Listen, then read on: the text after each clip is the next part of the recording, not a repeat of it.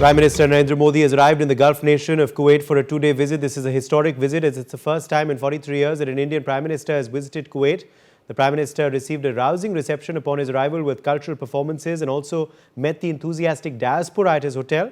He's also engaged in a heartfelt meeting with 101-year-old Mangal Sain Handa, the former Indian Foreign Service officer.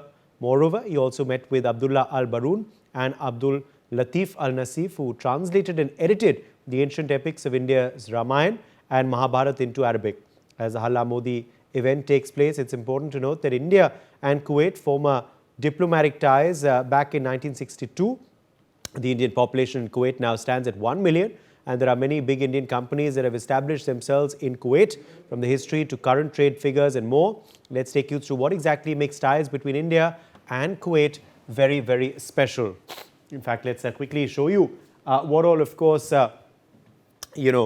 forms part of this India-Kuwait relationship. The Indian diaspora there very, very important. They'll, of course, be addressed by Prime Minister Modi shortly. 4.85 million is the total Kuwait population, and out of them 1 million are Indians. Almost all are NRIs. That's about 21% of the overall population of Kuwait that are from the Indian diaspora. Indians make for the largest expatriate community in Kuwait. They form, of course, a big chunk of that Indian diaspora there. Indian population makes up 30% of the total workforce in Kuwait as well. Now, during COVID-19 pandemic, Indian population decline took place from 1,058,862 to 9,98,270 from 2019 to 2020. So there has been a decline due to, of course, COVID. Over 1,000 Indian doctors are there, 500 Indian dentists, 24,000 Indian nurses who are present there in Kuwait. So these are the major professions that our Indian diaspora is engaged with over there. 26 schools in Kuwait are following the CBSE curriculum with over 60,000 students, mainly Indians, studying in those schools. There are over 200 Indian associations in areas of social, cultural and religious activities registered, in fact, with the embassy there. They are carrying on activities, of course, in Kuwait. And as far as, of course, now India-Kuwait ties are concerned, they're very, very close. The two countries established formal diplomatic relations in 1962. There have also been VVIP visits from India in the past. It's happening, of course, after a gap now. But in the past, we saw Dr. Zakir Hussain, the Vice President of India, visit in 1965. We saw Indira Gandhi, Prime Minister of India, visit in 1981. We also saw Hamid Ansari, the Vice President. Let's quickly correct that. That's Vice President. He visited earlier as well. The Prime Minister, Sheikh Sabah al-Salim al-Sabah, the Crown Prince, had visited India in 1964. Amir Sheikh Jabar al-Ahmad had visited India twice, in fact, in 1980 and 1983. And Prime Minister Sheikh Jabar al-Mubarak had visited in 2013. Bilateral trade relations between the two countries have reached US dollars 10.47 billion in 2023 to 24. And Indian exports to Kuwait almost amounts to $2.1 billion. That's about a growth of 34.73% year on year. Kuwait is also the 6th largest crude supplier and 4th largest petroleum gas supplier to India as well. That's, of course, another reason why this relationship is important. Kuwait also supplies approximately 3.5% of India's total energy needs. Also, of course, if we talk about India's top exports to Kuwait in the financial year 2023, well, it was about aircrafts and space, amounted to $508.61 million, organic chemicals amounting to $141.53 million, vehicles amounting to $110.22 million, cereals amounting to $219.42 million, electric machinery amounting to $109.33 million. And mineral fuels and oils as well. These are all imports now from Kuwait in the financial year 23 to 24. Mineral fuels and oils, 6,220.63. Also, aircrafts and spacecrafts, if we talk about, $845.18 million. Plastic and articles amounting to $106.66 million. Organic chemicals amounting to $826.54 million. And iron and steel amounting to $91.75 million. Well, these are the major Indian companies that have a presence in Kuwait. So from Larsen and Toubro, that's L&T, to Shapurji Paloji, to Kalpatru Power Transmission Limited, to Tata Consultancy, to KC International, to Afcons, and also Tech Mahindra. They all have their presence in Kuwait. Also, many Indian food brands are found there in Kuwait as well, from Tata Tea and Dabur to Amul and Haldiram, and Parle and Dawat as well. Also, many Indian electrical appliances are available in Kuwait, from Godrej Security Solutions to Kirloskar to Godrej Interiors to Havels and Cables Limited Finolex as well. Some Indian automobile companies now in Kuwait, well, Royal Enfield and Jaguar are present there. Mahindra vehicles can also be found there, as well as Hero and Bajaj motorbikes, and Tata buses and trucks as well. So a strong connect, of course, clearly between India and Kuwait, which we hope will become stronger through this visit of Prime Minister Modi's to Kuwait. Let me quickly bring in Bhashpati Mukherjee, former diplomat, now to the broadcast. Bhashpati Mukherjee, very keenly awaited visit by Prime Minister Modi. What do you believe is going to be the outcome? Well, Uday, as you pointed out, there has been a complete transformation of ties since we established formal diplomatic relations with Kuwait. And it's a very significant visit of our Prime Minister in 43 years.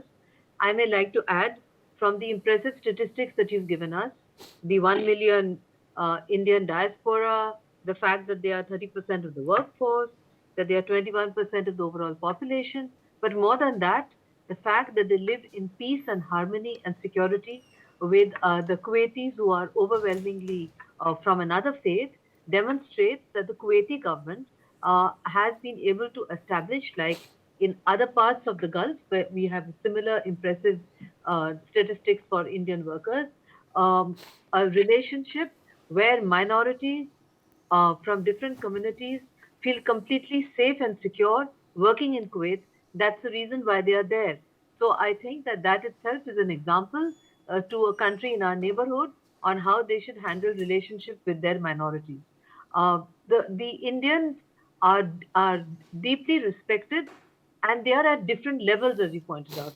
They are there at the top professional levels, where they actually help to run Kuwait's larger business interests with the outside world. They are there at levels where they are badly required. For instance, in the factory labor, in different jobs where there is a great shortage of Kuwaitis, and also as hospital nurses and doctors. We did have some problem which we ironed out some years ago with regard to Indians hired as nannies, and we actually do not encourage domestic labor to go to any of these countries, because sometimes there can be some complications. But with nurses, that's no problem at all. We have highly qualified nurses here, and they have a great shortage. So they go there, they make some savings, and they come back. Another interesting part of this diaspora tale, Uday, which would be of interest to the audience, is that most Indians who go to Kuwait don't take up Kuwaiti nationality. They have a equivalent of a green card. They stay there for many years, and then they try to set up business and come back to India, or they move to the United States. This is also an interesting illustration of how it is possible to have a foreign workforce in such large numbers, living in peace and harmony, contributing to the good of the Kuwaiti economy, plus sending huge remittances home. We are now the largest receiver of remittances. I think we've passed the Chinese. You would know better than that, Uday, but I think we've just passed it. And they are contributing to Kuwait's economy, and they are contributing to the Indian economy. They are also very, very well disciplined. They are very well organized. They have their own language associations. These associations are based according to the state and language they speak, not according to religion.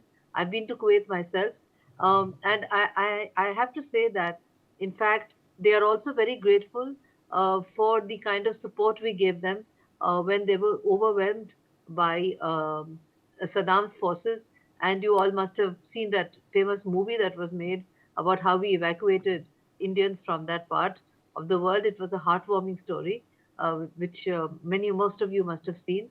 And they are now returning to Kuwait in large numbers. As you can see, we've made up from the pandemic figures, almost back to normal.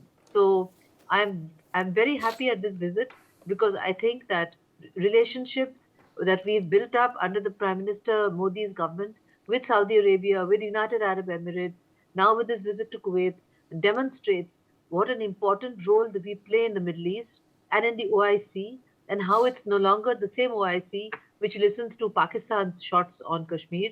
This is an OIC which understands the value of India as an emerged country. And such visits uh, consolidate the perspective that India has excellent relations with Islamic countries, and Islamic countries can have excellent relationships within their country with Yes. minorities. Major General Rajan Kochar, let me quickly draw you in here, defense expert. Major General Kochar, according to you, what is going to be top of the agenda when Prime Minister Modi has these key bilaterals? Uh, Related to defense per se, I think that is a part of the agenda for the discussion. And uh, if you look at Kuwait's armed forces, it is basically it is not much of a force as far as the offensive operations are concerned. It is a force which is primarily there for the deterrence. Its land forces has approximately 25,000 troops, and it has small brigades, mechanized brigades, armored brigades, and things like that. So what Kuwait requires from India is in terms of armored vehicles, uh, self-propelled medium artillery, firearms, and landing aircrafts for the Navy. So I think this would be a major area for discussion because it has been listed as the agenda. And today we have the Dhanush gun with us. We have the missile systems we can give if Kuwait wants Akash or BrahMos missile system. It is available to them. And in terms of the armored vehicles, we have the Vajra K9 available, which is manufactured in India with the help of L&T. So I think we have a lot to offer to them as far as the defense is concerned. And also, you would like to note here that America has 6 military bases in Kuwait, primarily the land, air bases and the naval bases. So 13,500 American troops are permanently stationed in Kuwait. So that is one strength which Kuwait gets for its security, for its protection. But in times to come, I think Kuwait would like to be strong by itself.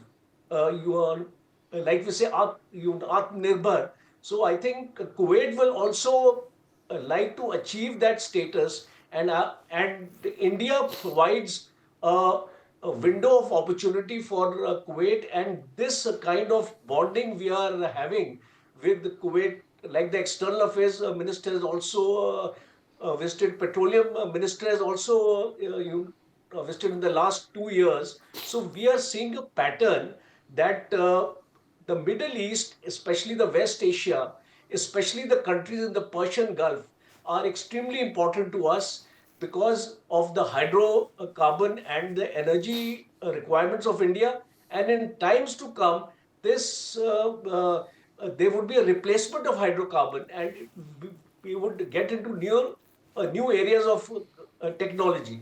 Another area where I think India would play a very, very important role is in terms of technology, artificial intelligence, machine learning, and quantum computing. I think India can offer a lot, and India has a joint working group with Kuwait in terms of science and technology, and the kind of trust, and especially the diaspora. I would like to conclude my argument here.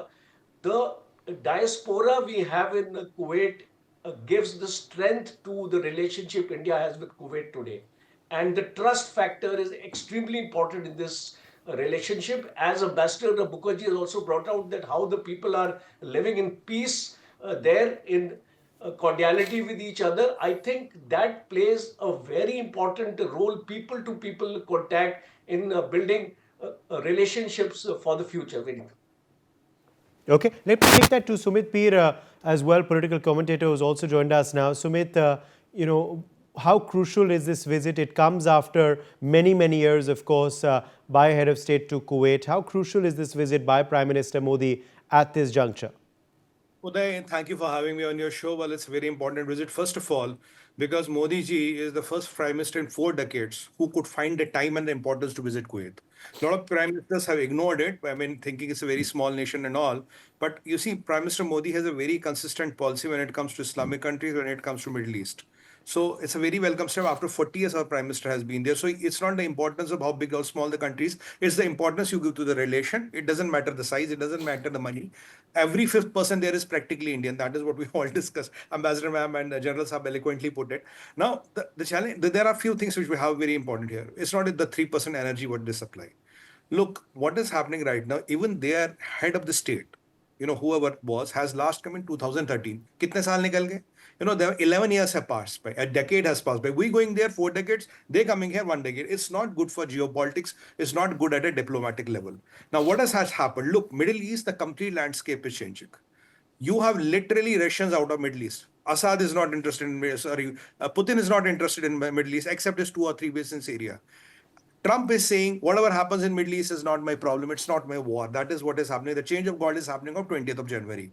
So with the Russians going, with America's Trump administration not showing so much of interest, you have to really watch out. The elephant in the room who will try to come and take this place will be Erdogan, Iran, and China, and which are not good for us in the long-term strategic interests. And you know how Erdogan's stature has increased with HTS victory and all that.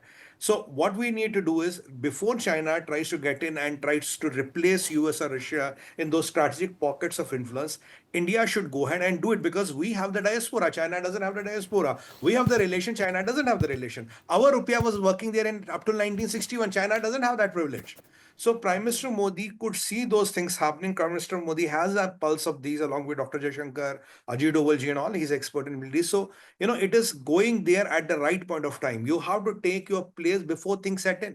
When you have this concrete being laid, but once it sets in, there's nothing you can do to change the shape. Today in Stay with us for a second. Let's just dip in to this program of the Prime Ministers in Kuwait.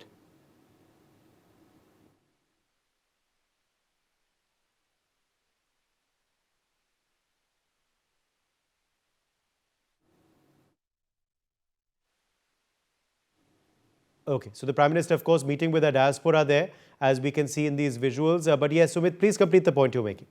There are a lot of things which are changing there permanently.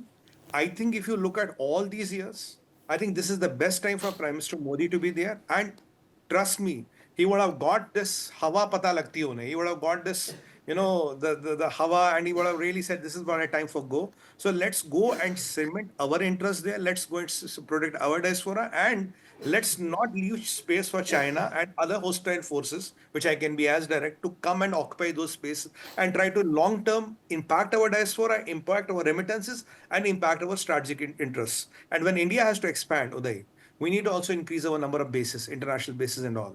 When Kuwait can give 6 bases to United States of America, हम गरीब लोगों को भी एक आध तो मिल ही सकती है. Think over at the long run. Not now, because that won't come up by the time it is done and dusted. But when Prime Minister Modi goes, usually there are multiple agendas. A lot of them are known. 40% of that will be known. 60% will never be known, and 20% he will do extempo. So when he comes back, then let's scout how much has he achieved and what is going to be the long-term vision. But it's going to be a great vision, I can assure you that, because this man doesn't waste his time. He knows exactly what he's going, kahan jana, kab jana, aur kya karna. That is Prime Minister Modi for us. Yes. Pathikrit Pine, a geopolitical analyst, also with us. Pathikrit, not only is Prime Minister making it a point to meet with the Indian diaspora there, as he always does during his foreign visits, but of course also on the agenda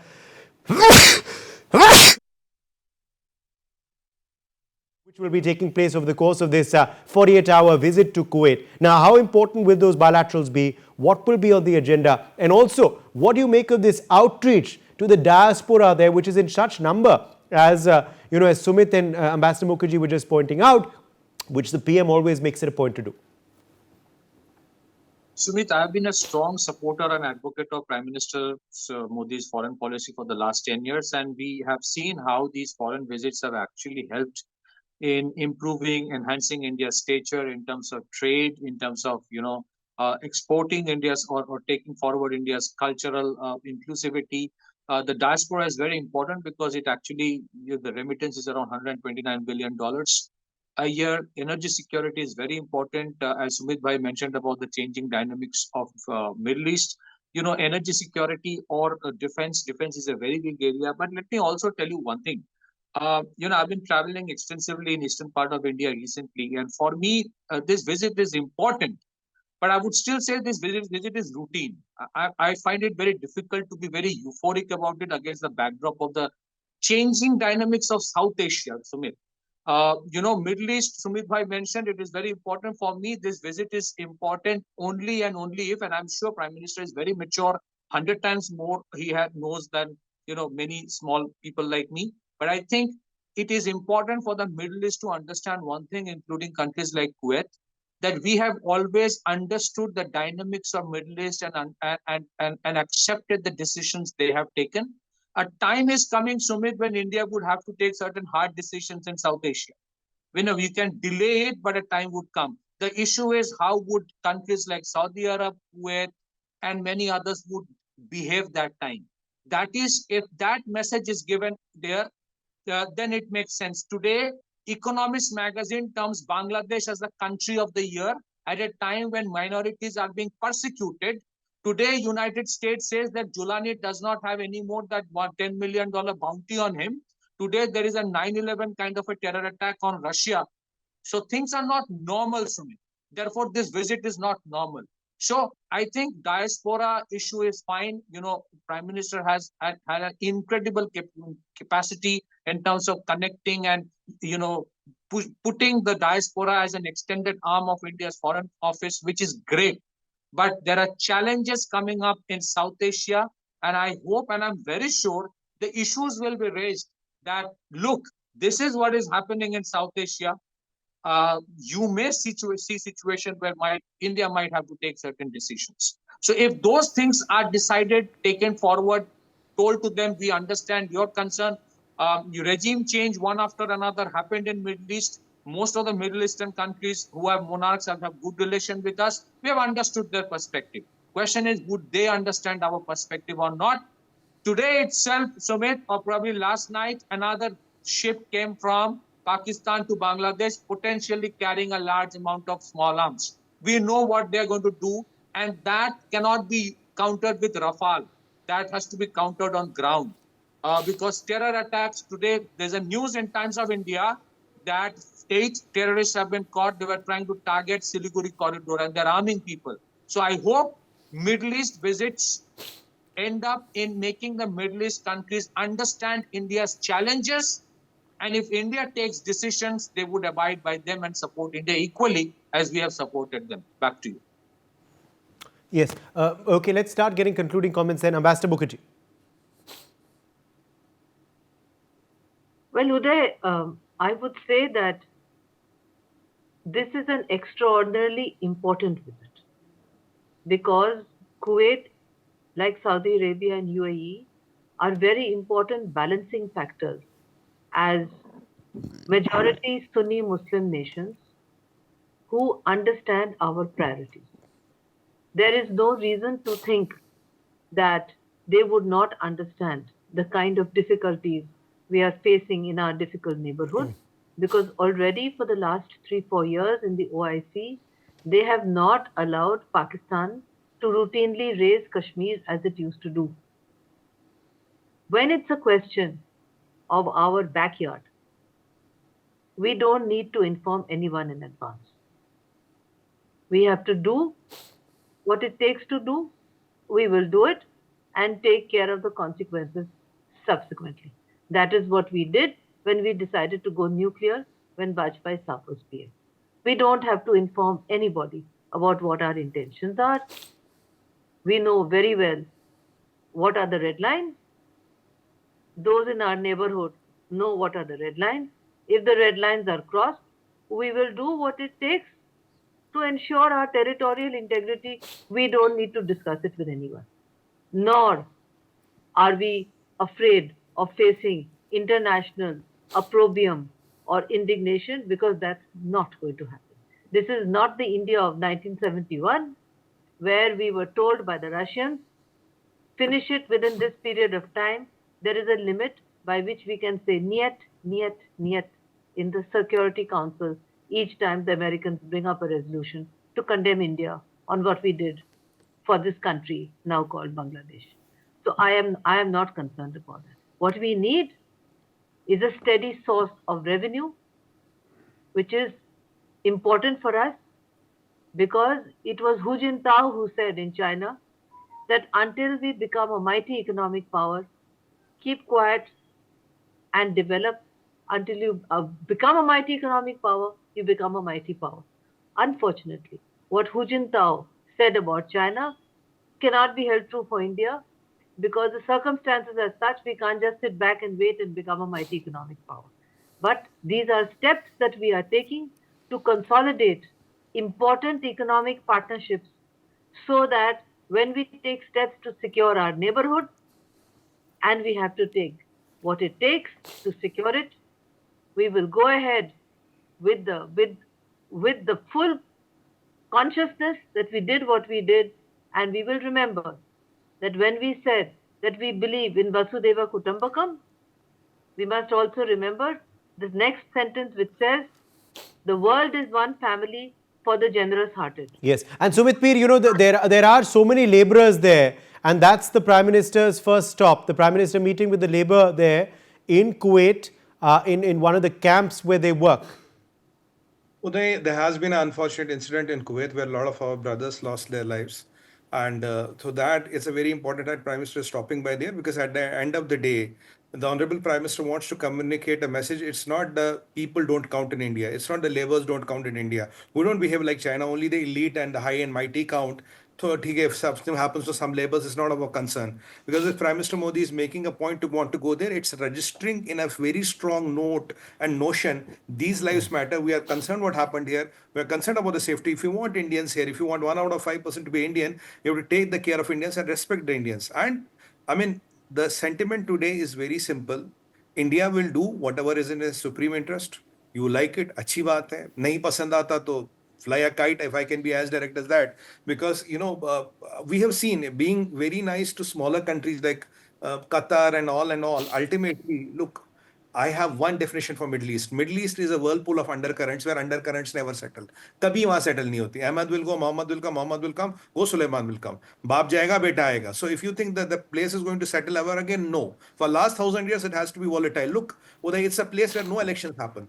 Selection happens by elimination. Either it's natural, God's call, or engineered. I call it engineered. So when there's a place where there are no elections, the selection is by God's call or by engineered call. So these turbulences will keep on happening. The only thing is that land cannot be used against us. They don't dare to interfere in our internal affairs. And whatever we have to do in our neighborhood, we'll go and do it.